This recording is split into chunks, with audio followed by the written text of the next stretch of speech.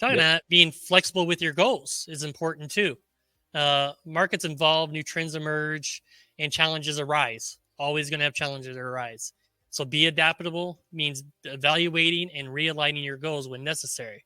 For example, adapting a new growing technique for your environment as it changes. I can test this 100%. Our environment changed when we moved from our house to the garage to the warehouse. Warehouse changed even more than what we anticipated. Luckily, we had some good soil when we started in here to go into the Coco Loco, kind of helped out that a little bit. But the doors weren't sealed off all the way in the back, the garage doors. And so when it got cold, that cold air came in, germination rates plummeted. Took longer for sunflowers to germinate. It's sealed off now, thank God.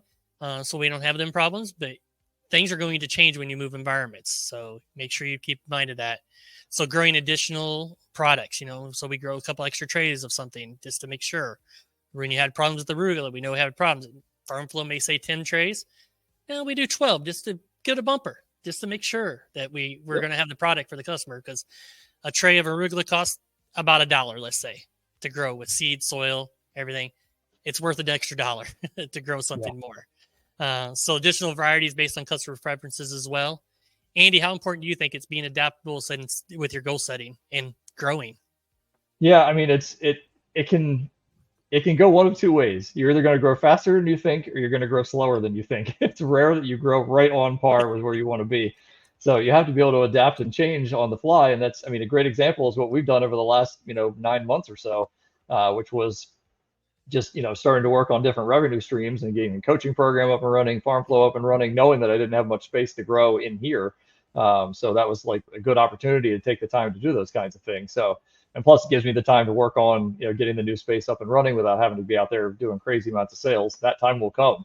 Don't get me wrong. But for right now, we're just trying to get out of here and get it started. But yeah, adaptability and be able to do things on the fly and make adjustments on the fly is, if you can do that, there's nothing stopping you, honestly, because that's one of the toughest things as a business owner, is having a major problem dropped at your feet and you've got to figure something out, like literally on the spot, to make those adjustments. So if you can handle those kinds of things and that kind of pressure, the sky's the limit, literally. Yes, for sure.